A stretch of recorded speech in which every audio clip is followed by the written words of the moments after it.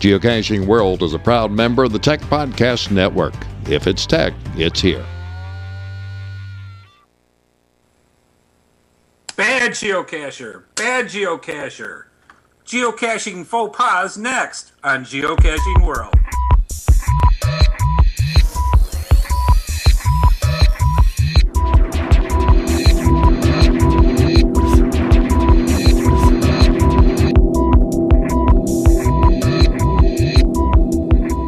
Hey everyone, it's Courtney Wallen here at on RVNN, but for Geocaching World, I'm in my RVNN live seat, so I just kind of got used to that. You know where we are. This is episode 919 of Geocaching World, and the real deal is here this week. We've got Mr. Head Hard Hat. How are you? We're really glad to have you back.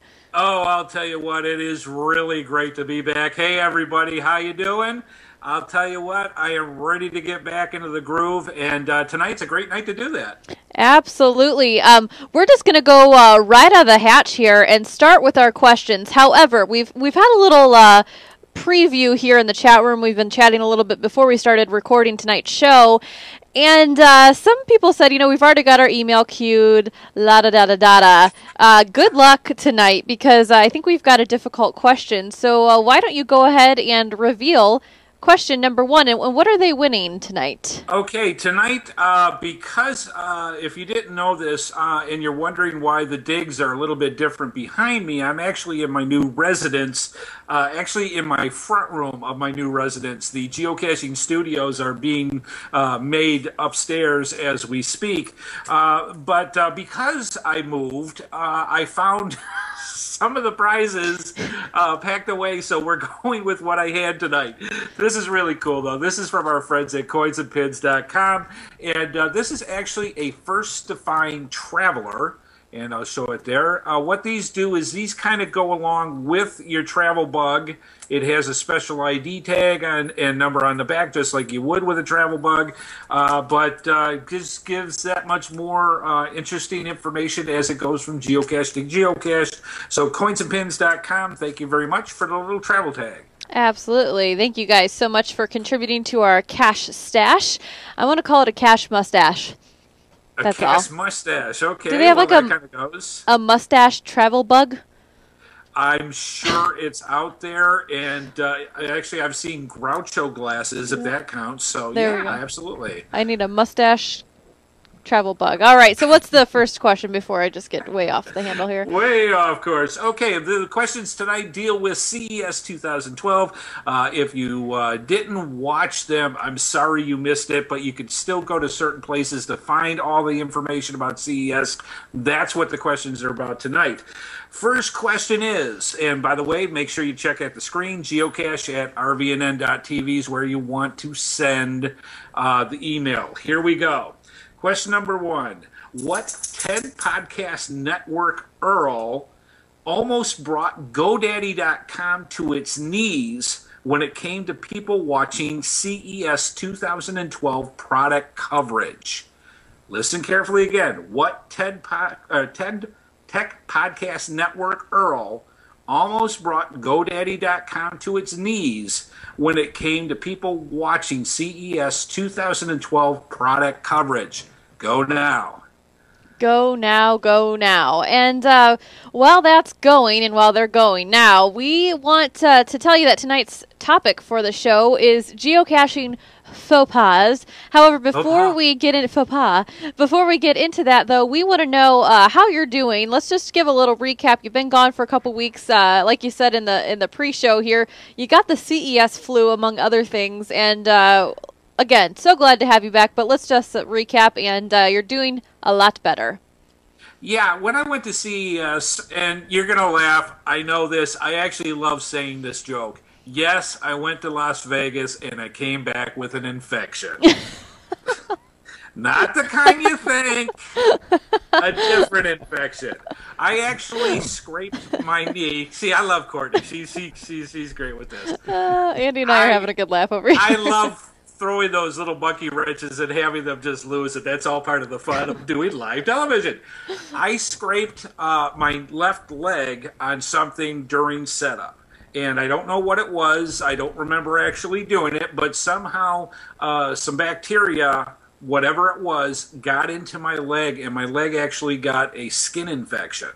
So what basically happened is by about day 4, which was that Thursday, my leg was about the size of a horse's leg, and it was beet red, and I mean beet red, and excruciating pain.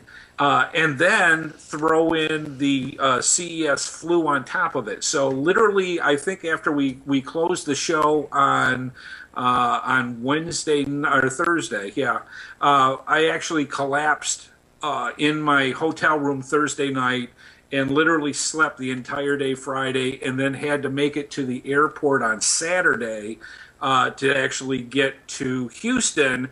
Funny part with that is, if you want to call this funny, my plane broke. Depends on your sense of humor, huh? Exactly. Literally, the plane broke after sitting in the plane for an hour, a little bit, actually almost 2 hours. Had to spend the night in Houston, get another connecting flight that Sunday. By the time I got home Sunday, the entire weekend was gone because of the time changes, and had to go to the hospital on Monday to have my leg checked out. My goodness. So what you're saying is you're a wimp, and it wasn't a big deal. Yeah, no, it was just a scratch. Just a scratch that he totally over-exaggerated, drama, and now you're back, and everyone's excited.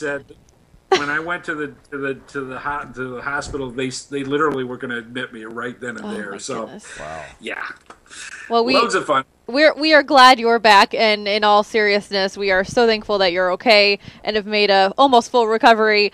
We were very worried about you, so I know Andy and I could. If you watched last week's show, while the cat was out, the mice played, but they didn't play very well. So the show isn't the same without you, and we're excited to do this tonight. So we're going to talk about faux pas, and so let's go ahead and get started. I feel as if this is a list of things Courtney has done. And maybe that's what it should be called tonight. But, okay, the first one we're going to talk about is accidentally damaging a container, and you don't mention it in the log. Ooh, yes, faux pas.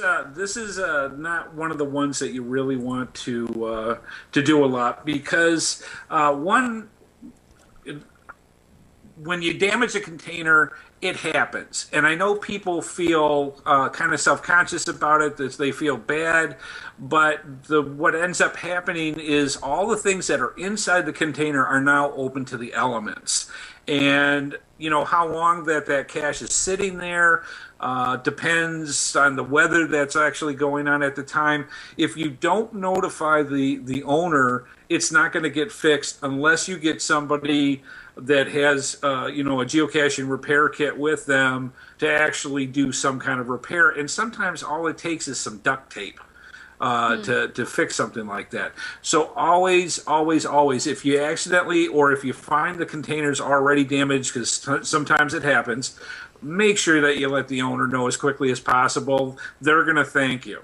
Absolutely. Spoilers in logs. I even know don't do that, right? Yeah, I know that. Nah. But that's one of the things you learn. Things like taking pictures of travel bugs and showing them on the stuff. Whoops. Whoops. Things like that. You want to make sure in the logs that you make it as fun for people as possible when it comes to geocaching, so you don't want to put too much. Best thing to do if you're going to do pictures or do some things as far as descriptions, kind of step off to the side if you're doing those photographs. Don't show the exact area where the cache is hidden, and unless it's specified in the geocache description itself, don't tell exactly what the container is either, because that sometimes takes away from the fun. Yeah, sometimes it really takes away my headache. But besides that, this next one, logging a find when you don't actually find the container. Now, the whole fun of this is if you don't find it, try again, right? So don't do that. Yeah, and that's one of the things that sometimes people do. Now, keep in mind, and this is one of the things about geocaching, you play the game you want to play it. These faux pas that we're talking are ones that other geocachers have brought up in the past, just as reminders to help you out with. How you want to play the game is totally up to you. But these are some kind of guidelines to help you along. Sometimes some geocachers will get to an area and just go, yeah, the geocache is in the woods. I don't want to go find it. I'm going to mark it anyways. Yeah. It's one of those things. It hurts no one. You know, if you do that, except for yourself, as far as I'm concerned, in a case like that, it's just good rule of thumb that if you don't find the geocache, don't mark that you found it. Do a DNF. Come back next time. I've had times where I've done it almost a dozen times before I found one. The satisfaction factor when you actually do find it is amazing. So Absolutely. That's what I recommend. You're like that kid who turns off the video game when you can't beat it. Yeah, that never happens either, huh, Courtney? I don't do that. I was always mad at the kids that did because I had the cheat codes and I could beat that level. Anyways, I didn't say So that, much did better. I? Yeah, so much better. Let's see here. Now, this one, do people do this? This is submitting a cache online when you have not placed a container out yet. That's just cruel. It's like, it kind of goes back to the first one. Or the one before. That is actually pretty much a major noob kind of way of doing it. So what happens is you get so excited about doing the geocache that you make the page for it. You actually say that it's time to start it up. You start it up, and then suddenly, you know, sometimes it takes a little longer than others for reviewers to actually get a geocache activated once you've submitted it. And sometimes it takes a few days. Other times, sometimes it may take hours, and you don't expect that. So what'll happen is your page becomes active. All those first to find hounds are out there ready to go find that geocache, and you haven't placed it yet. Big mistake. I know we have a lot of first to find hounds in our chat room tonight. Actually, going back to one of the questions, looks like I think it was Nighthawk, or it was Ping. Ping went out and he forgot a pen.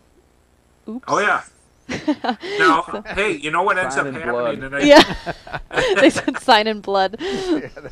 People have actually signed. Actually, don't laugh. I have heard signed in blood. I have heard people taking twigs and trying to scratch. Yep, that'll work.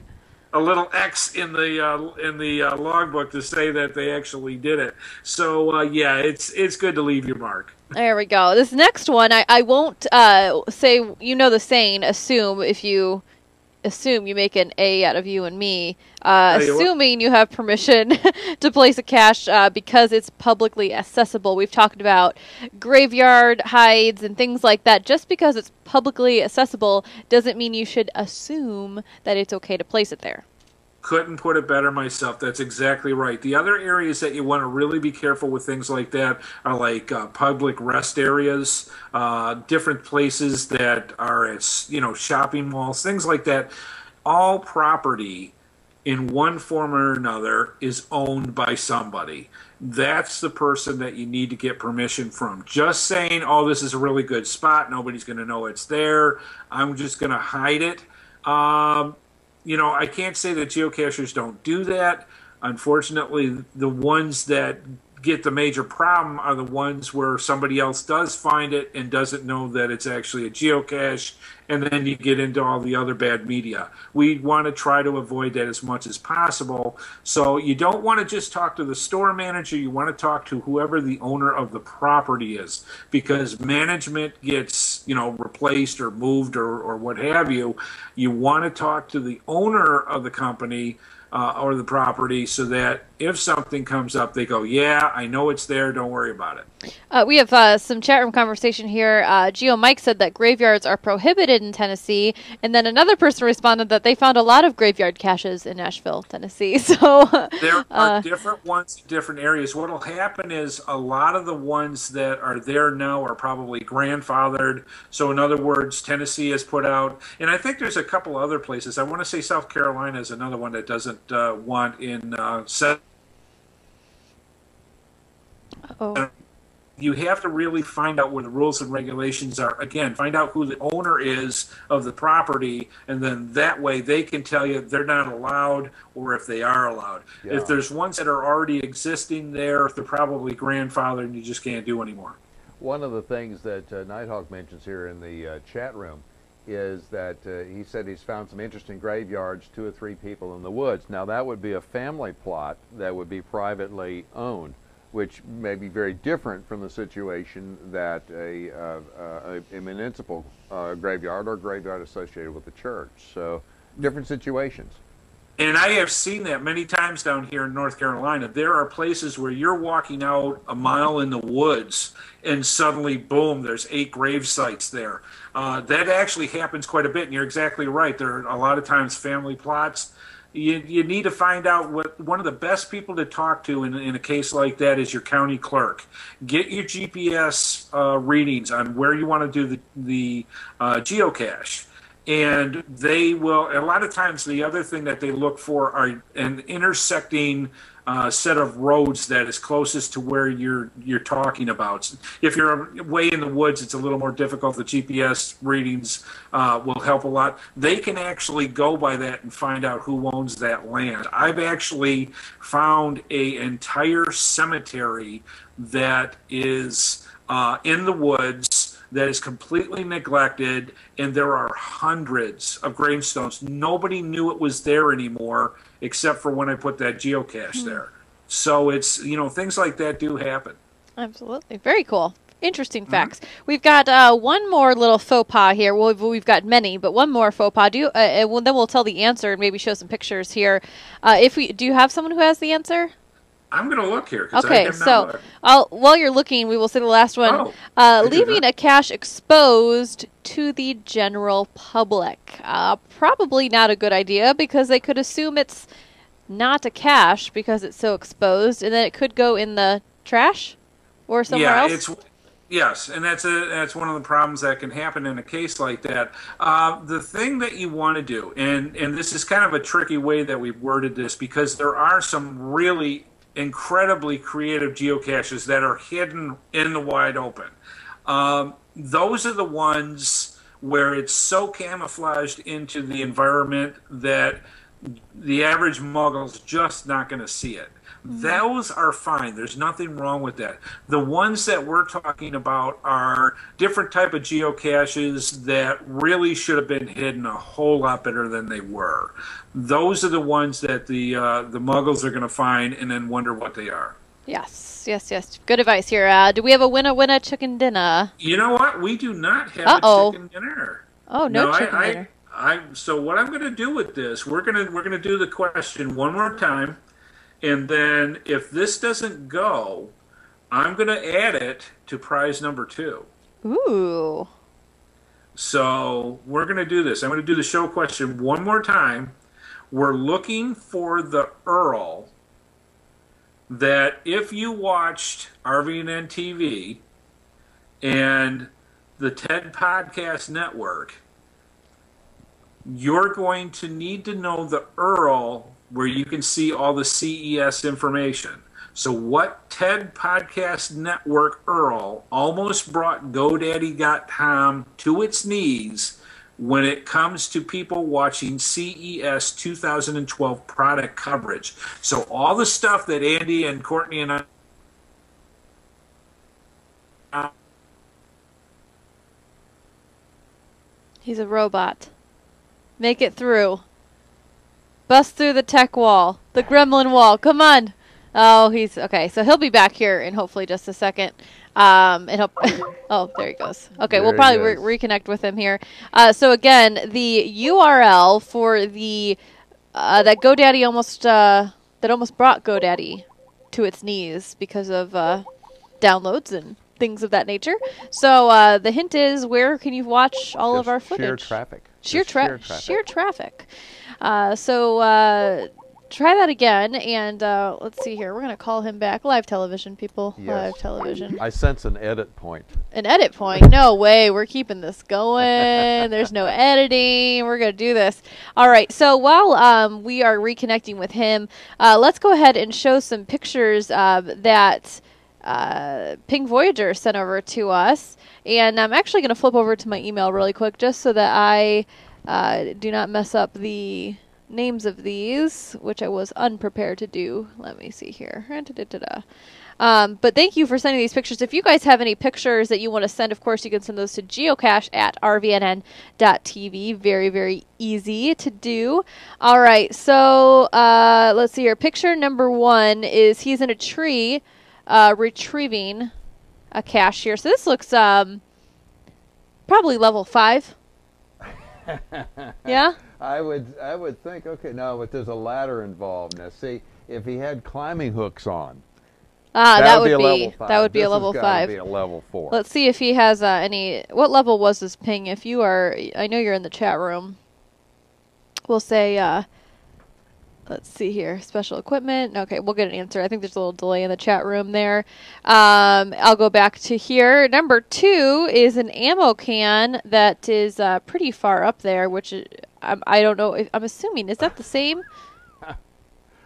That's just cruel. What are they doing? That is just cruel. And you can imagine in the summertime, okay, fire escape ladder that he brought along with him. Yeah. That would be rugged in the summertime. Yes. Of course, it's rugged. It looks like maybe in the spring, but in the summertime, just to be able to spot that. Oh yeah. Yeah, just to be able to spot that. That would be a tremendous thing. I think I told you about one of the caches I did when we were camping. It was fall, so the leaves hadn't fallen off the trees quite yet all the way, and it was a pill bottle that was taped in camo tape. Oh. Uh-huh. And I was like doing the dance pretty long. Mm-hmm. It was a lengthy dance to find that because it was up in a tree and it was hidden so very well. That wasn't the rain though. That wasn't when it was raining. No. This one is when it was sunny, dry, and beautiful out. So we were fishing, and it was right where we were fishing at. So this next one is Lucky's girl is getting the cache in a shallow pond. Now, how does that stay there?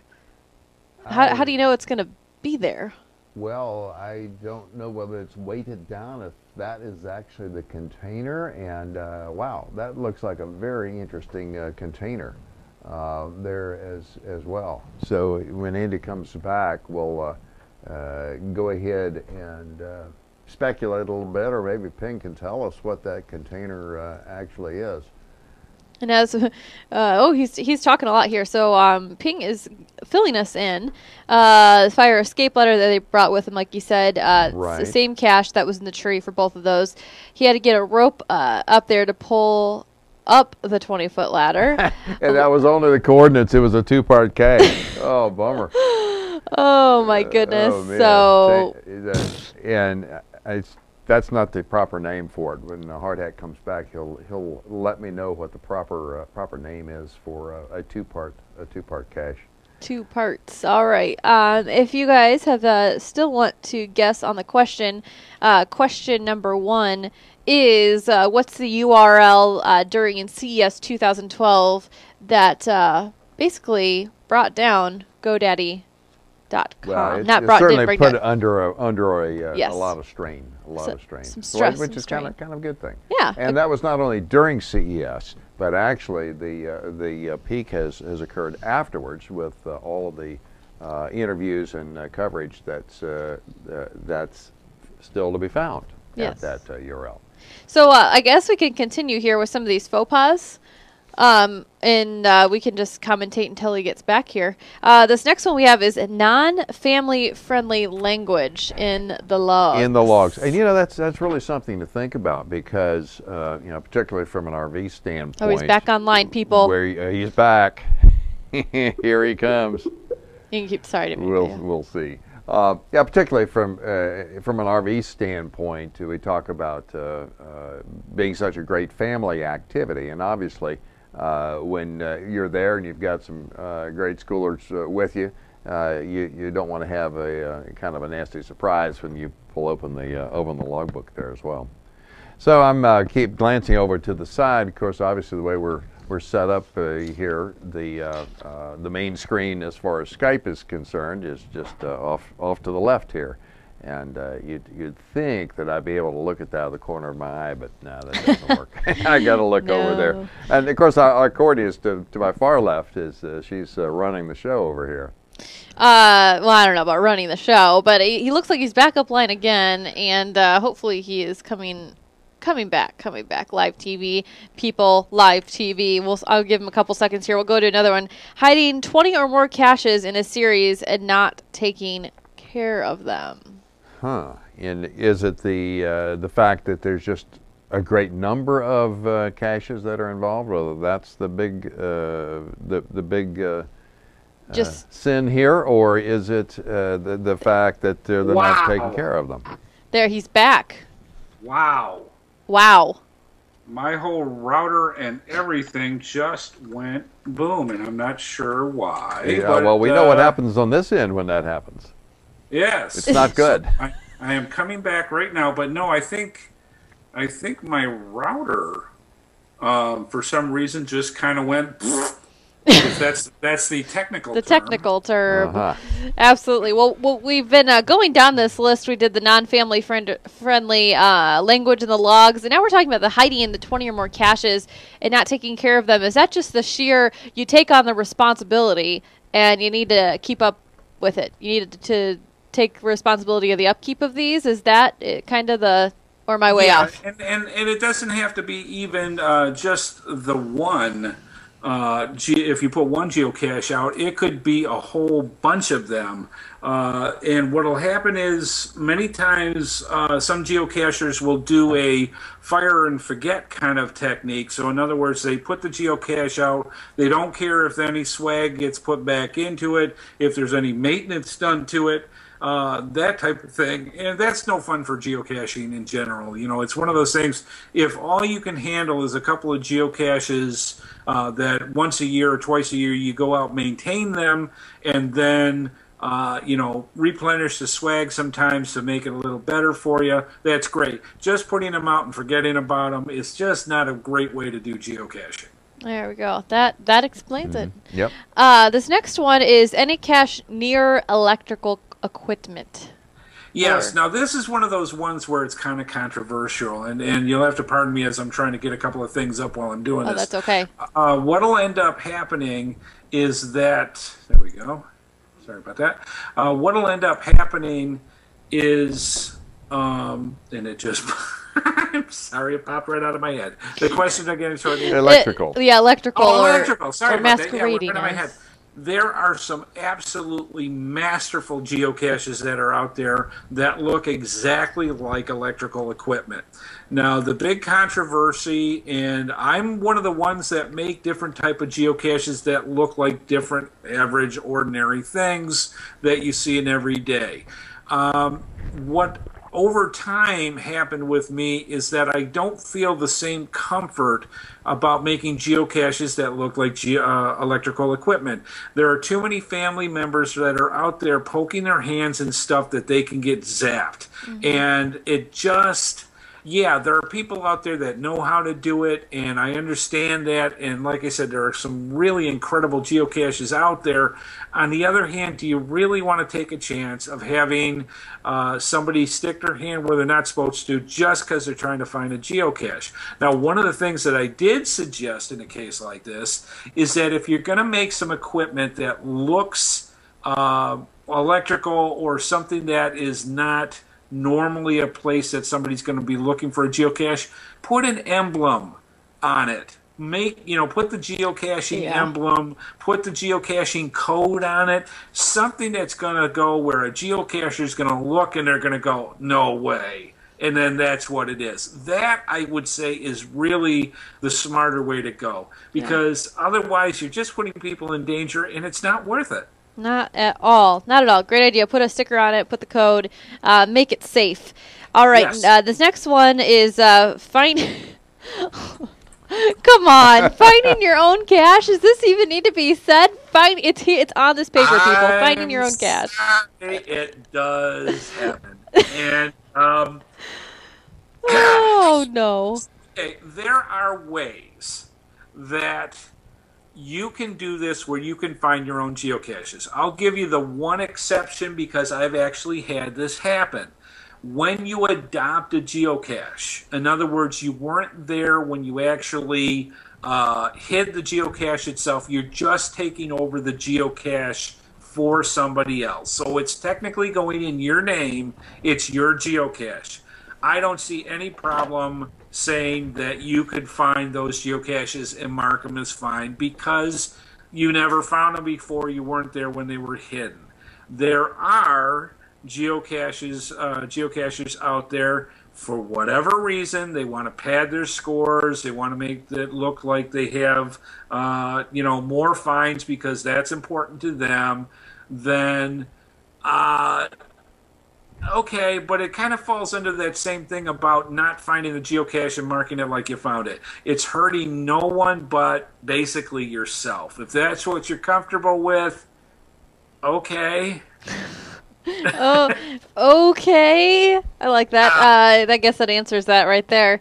How about placing a cache with deliberately soft coordinates? So you're making it, literally, it's a toughie. They making it more difficult for the people that are trying to find it. Yes, and that's what it is. There are people that they think because the GPS unit, the coordinates are not directly on top of the geocache itself, so they're going to say, make it 30 feet or so off of where it is because that'll make it more challenging to the geocacher. What that ends up doing is really frustrating the geocacher, because when they do eventually find it and they look to see how far it's off, they kind of go, really? Sometimes what will happen, and this goes back to how GPSR units work, keep in mind that when the person who's placing the geocache puts it, those coordinates can be up to 30 feet off. Now take that with the guy or the person who's finding it. That person, their GPS unit can be up to 30 feet off. So technically, between the two, they could be up to 60 feet off anyways.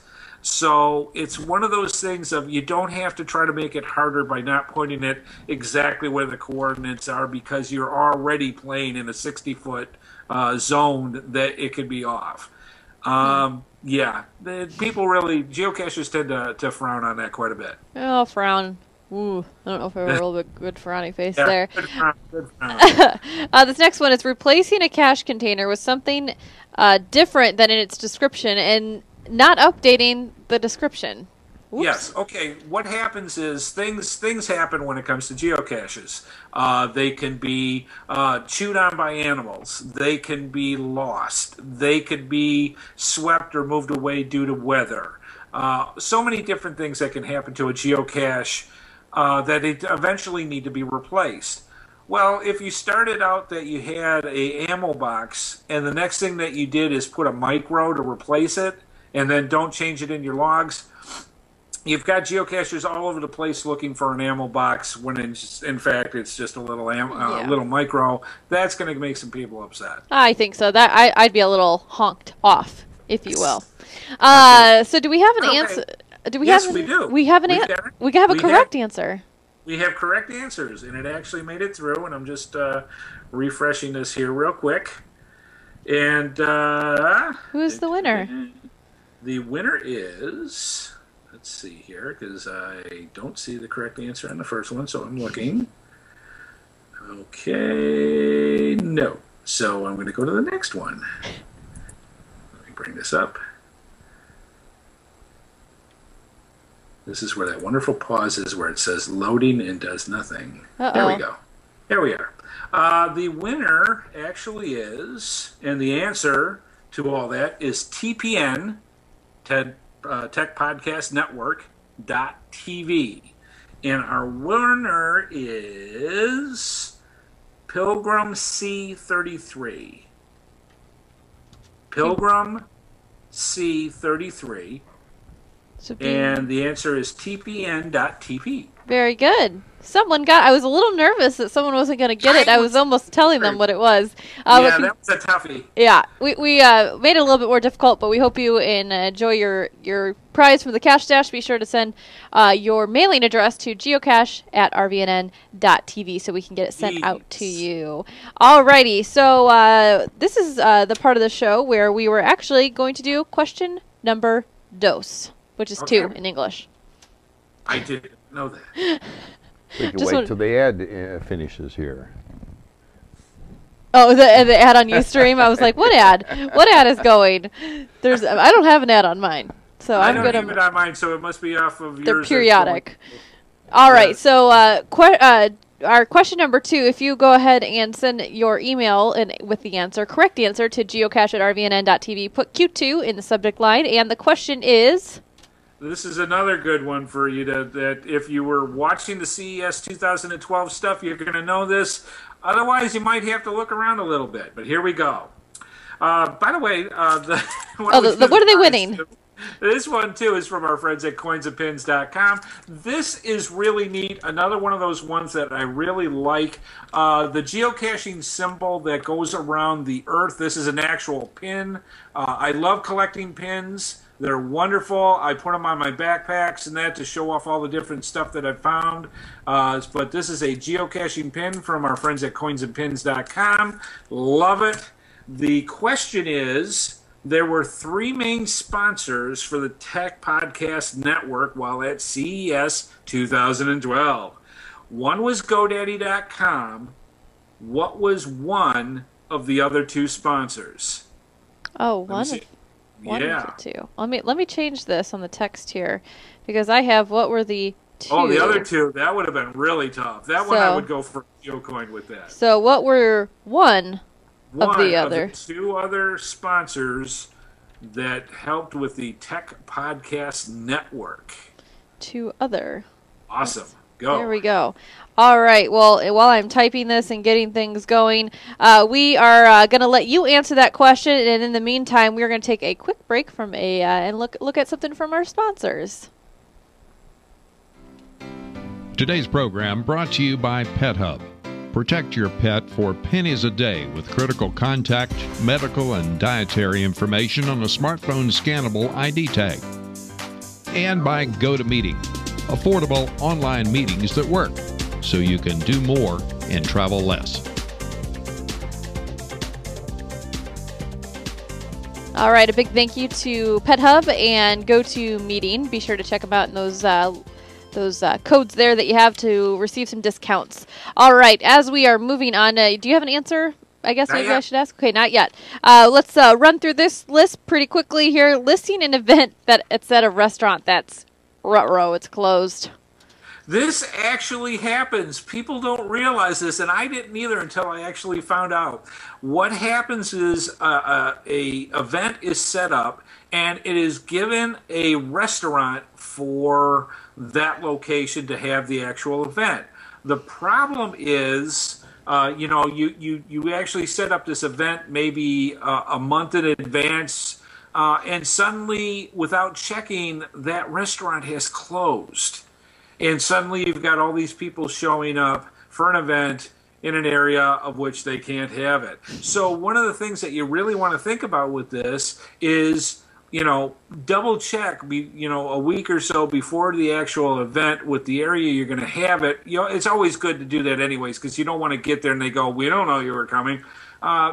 Just wise to do, and that will keep having that little embarrassing event happen. Absolutely. And we've got a whole show on geocache events that's up on the website, so be sure to go to that rvnn.tv and look for the Events Geocaching World show. Using the Scuba attribute on caches on dry land to make it easier to search for power trails. Yeah, this one I'm not entirely sure how this works, but I have been told this is a big no-no. What happens is people want to find a way of searching a power trail quickly by going through geocaching.com. Now, one of the things that they do is they use an attribute that has nothing to do with the type of environment you're in. So that way, say for example, you're in the middle of Indiana, and you have a power trail of 15 geocaches or 20 geocaches that you put out. You use the attribute Scuba for that, and people use that attribute to find just those power trails. The way that you want to do this is just have the same wording for, like, say, the header or the title of those series, and let people search off of that instead of using the attributes. Interesting. I did not know anything about that one. So that's... I didn't realize it was as rampantly used as people do, but they apparently do quite a bit. Huh. Interesting. They don't know. The things you learn. All right. So this is something you don't want to chintz on, if you will. It's using a cheap plastic container instead of something that will withstand the environment. So being really aware of your surroundings and knowing it's going to rain, snow, sleet, be disgusting for 6 months out of the year.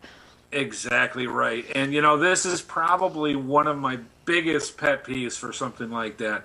People will go out and they will put a geocache and they will use those cheap transfer containers instead of spending the $2 or $3 for the container.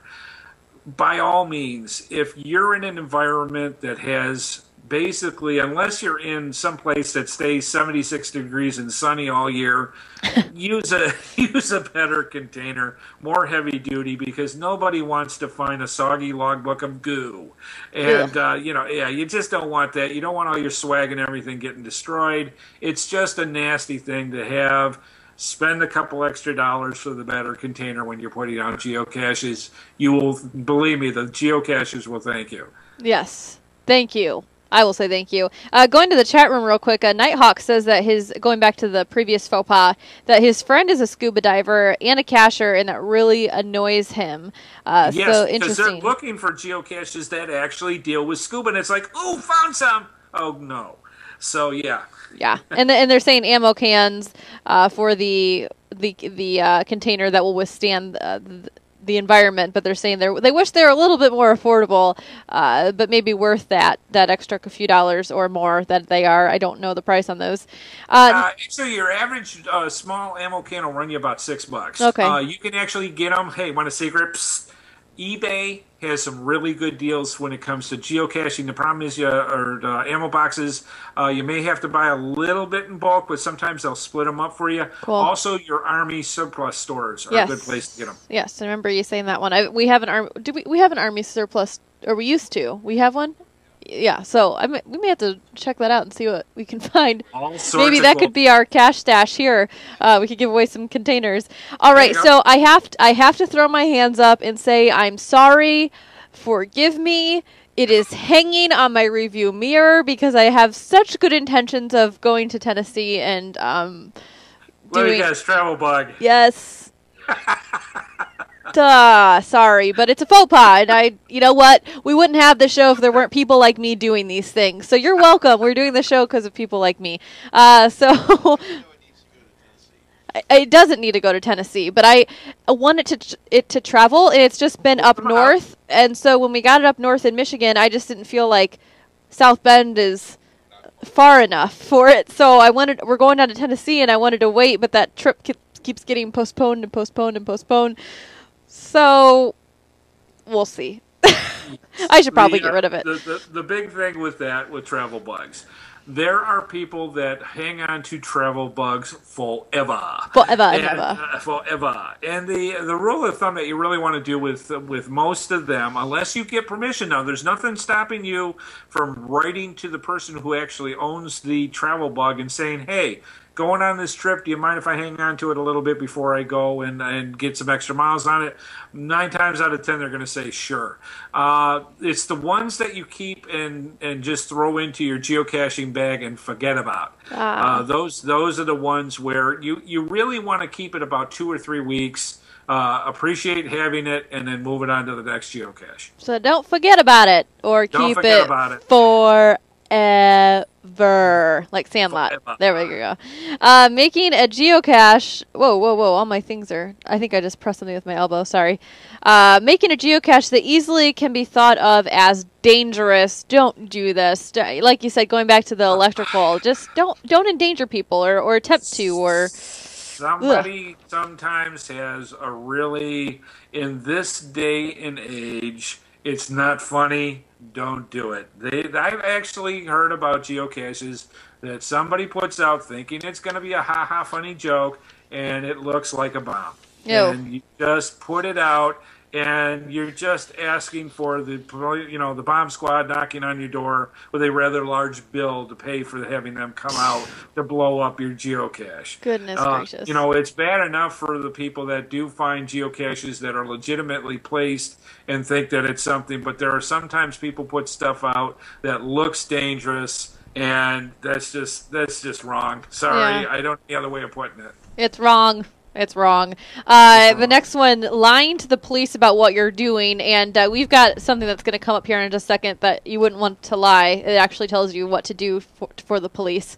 This is a biggie, and there are some people, other geocachers that I know that actually do this. It drives me nuts. My dad was a police officer. He tells me the same thing. Don't lie. No. If you are geocaching, tell them you're geocaching. One of the things that I highly recommend, and you've seen it in past shows that we've talked about this, there is that geocaching pamphlet. You can go onto my blog, Geocache I'm Not Obsessed, right? On the right-hand side, you will see an area where you can print off these geocaching pamphlets. So that way, when somebody comes up to you and says, "What are you doing?" you can hand it to the police officer or other person of enforcement and say, "This is the game I'm playing. It's legitimate fun. This is what we're doing, why we're doing it. Here, this explains all about it." That way, they know exactly what's going on, and they, you go on your merry way, they go on their merry way. Most of the time when I've ever been stopped by a police officer, they're just wondering if I'm in trouble or if I need help or some kind of situation's going on, like your car stalled, something like that. They're there to help. Yeah. You really don't sit there and make up a story. Don't lie to them. Just tell them what you're doing. They're going to let you go and have you move on your way. This is pretty funny. In the chat room, someone said, one person said that they have police cachers in their area. Then another person responded. Now, the first part of this, Nighthawk said, "I got beat by a police officer once," and I'm thinking, oh my goodness. Tell him the truth. Just tell him you're caching. Don't get beat with a stick. And then he follows this by, "Beat me to the first to find by 3 minutes." Dang. There was one of my nemesis when I worked up in Oxford, North Carolina. He actually was a police officer. He had night vision scopes. Oh, that's not fair. And we literally would race, to the speed limit. And he would put his lights on and beat you there by 3 minutes. Oh, yeah. That's too funny. That's too funny. Okay, we've got a few more to speed through here. And speaking of speeding away from a geocache, placement when spotted. You may have to explain this. Big one with this. Okay, one of the things that you're always going to have happen when it comes to geocaching, a lot of times this has been reported when you're by a school. If you're geocaching, either hiding a geocache for the first time or finding it, and some people spot you, do not run away into your car and speed off. Okay, that makes sense. I was thinking, why not? I don't know. I was thinking, okay, so this makes complete total sense now. Yes, do not speed off. Every time you see a report of somebody act suspicious, they sped off in the car.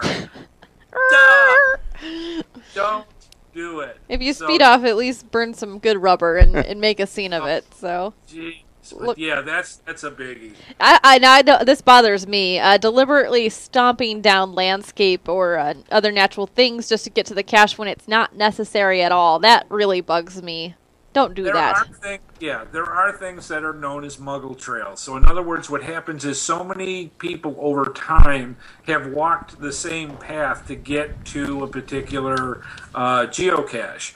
You really want to try to avoid that as much as possible, but in certain cases, if it's in a certain area that's not harming anything, that's not big of a deal. But if you're in certain places, like that's why a lot of times state parks and that don't allow geocaching. They don't want the surrounding areas getting stomped down. If a geocache is in an area that has landscaping, do your best not to disturb the landscaping when you go geocaching. And again, that also makes sense on the other end. When you're hiding a geocache, think about how other geocachers are going to go. Not everybody is conscientious about how they're geocaching. They just plow through just to find that 35 millimeter. Don't put it in an area that's going to disturb the landscaping, because things get destroyed, and that's just going to make people upset. Yeah, absolutely. Not replacing the geocache better than you found it, or as you found it, or better. Yeah, that's one of the ones that, sometimes that is another one of my pet peeves. Somebody finds a geocache. They just take it and literally either just throw it on the ground or just kind of toss it in the direction of where it was. They don't place it back the way that they found it. That's just spoiling it for the next person. Someone is saying I'm going back to the last one. They said most landscape, no. Thorns that poke me, die thorn, die. I agree. There are some briar patches that I could not agree more. Wait a minute, Vines. Wait a minute, Vines? Yeah, wait a minute. Wait. It's just talking to you. Oh. Oh, yeah. Wait a minute. Wait a minute. Okay, this one seems like I'm going to put it where I think it should be put, not where I found it. It should be here, not there. Don't do that. You got it. You nailed it. That's exactly it.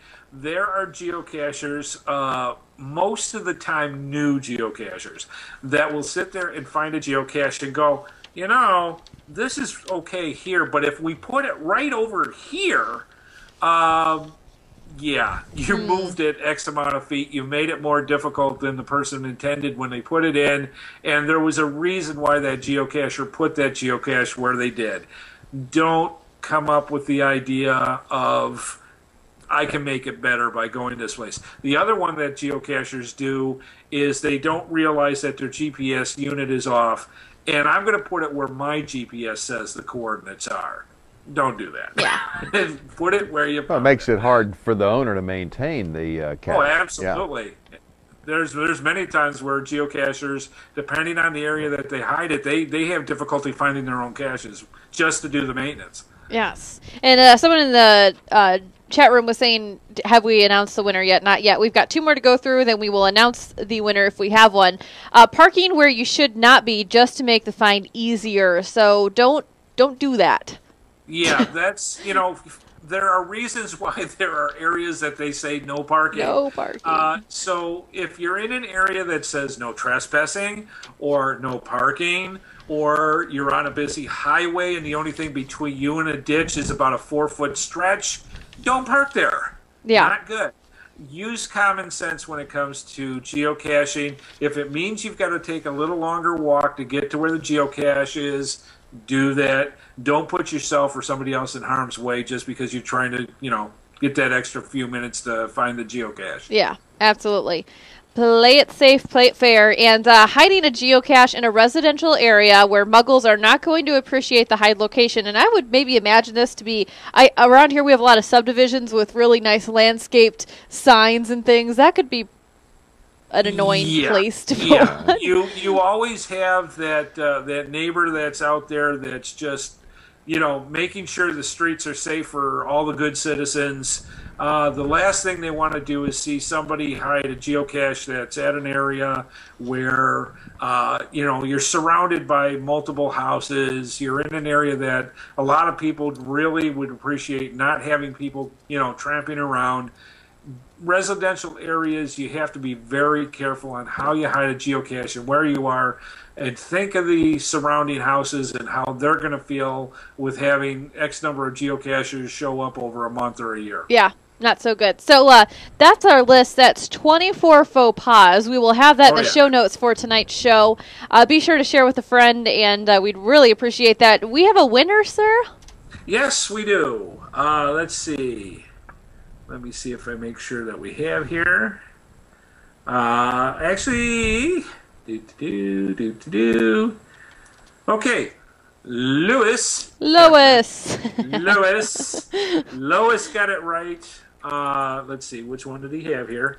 GoToMyPC.com was one of them, and Callisto.fm was the other one we were looking for. So, Lewis, congratulations. You got prize number 2. Congratulations, and we appreciate your viewership for all of our TPN coverage of CES 2012. We encourage you guys to go to tpn.tv to see myself, Andy McCaskey, and Mr. Head Hardhat, all on there doing, and many more of the TPN crew doing some really great interviews of some really awesome products. Okay, so here we're wrapping up. We've got just a little bit to go. Actually, we're over, so... Yeah, it happens.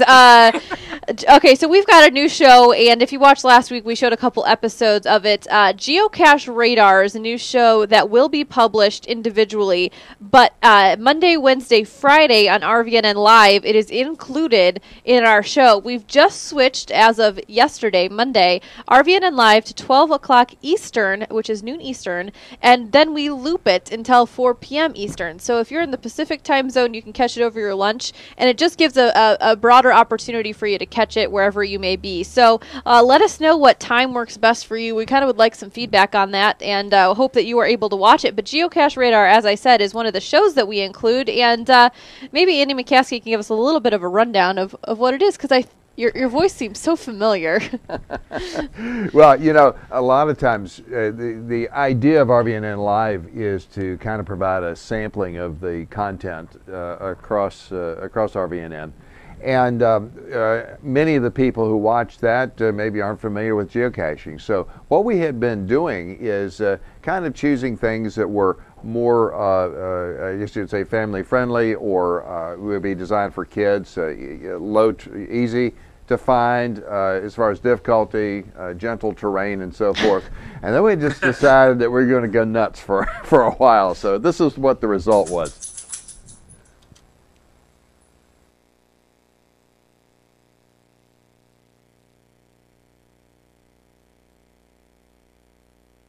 Hey, it's Geocache Radar, episode GRCD 105-5. Today's cache is near Ocala, Florida.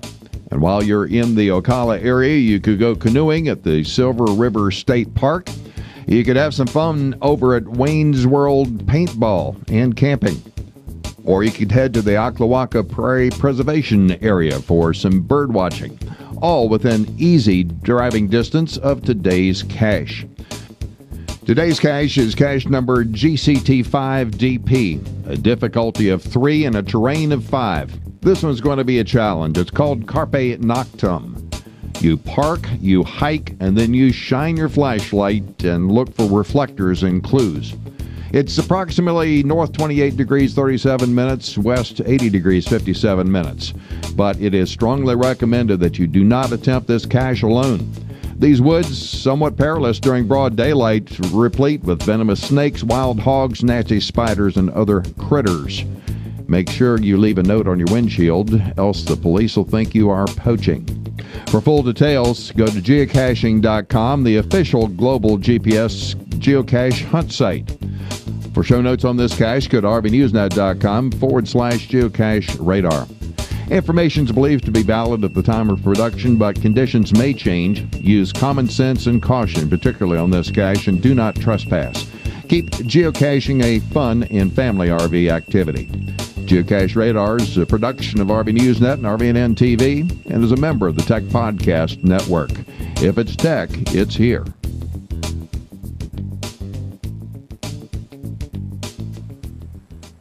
All right, there it is, and that's a little extreme, so don't take your kiddos out on that one. We have some feedback from the chat room. They said, how about showing cacher profiles, like their caching info and things like that?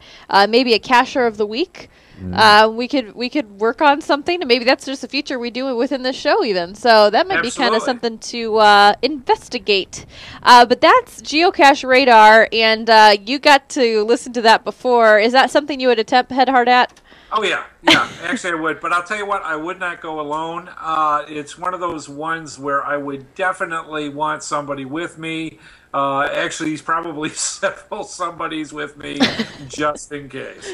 Yeah, give those gators a big meal. Or carry a big. When I say poke it with a stick, I mean poke it with a stick. With a shotgun shaped stick.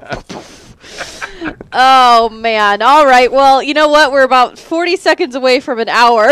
Yeah. All right. So I guess it's time to wrap up. Be sure to, of course, send us your pictures to geocache@rvnn.tv. We're on Facebook, Twitter, and Google+. We love to have hangouts during the show, so be sure to circle us on Google+. To do that next week. We'll be here next Tuesday at 6:30 Eastern Time. And look for the show, Geocache Radar, and much more from RVNN TV at rvnn.tv or on the Roku. Yay. Yay. That wasn't very enthusiastic. Yay. Yay! There we go. Yay. All right. Mr. Smith, have a great evening. Continue to recuperate, and we can't wait to see your GeoSnippet studio. Oh, yeah, I can't wait either. It's coming soon. Absolutely. Be sure to post maybe some back channel tour of it. Absolutely. We would love and that. during the construction, photos as well. Yes. So. Yeah, so if you don't hear anything from me, I've glued myself to my own wall, so don't worry about it. Uh-oh. All right, everyone. Thanks for joining us. This is Geocaching World. We will see you next week. Have a great week, everyone.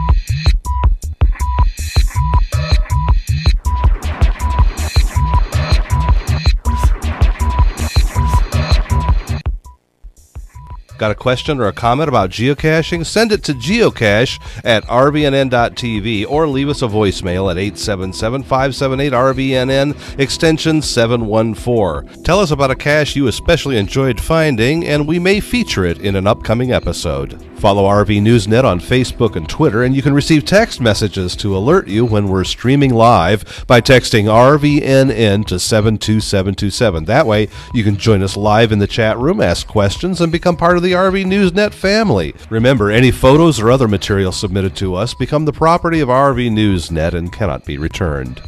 Today's show is brought to you by Angie's List, where you'll find thousands of unbiased reports and reviews about service companies in your area. Whether you're looking for a roofer, plumber, house cleaner, dentist, or even a doctor, Angie's List members share their experiences with each other so that you can choose the service company that's right for your job. Companies can't pay to be on Angie's List, and the reviews come from people just like you who have had experience with the companies mentioned. To find out more, go to rvnn.tv and click on the Angie's List ad.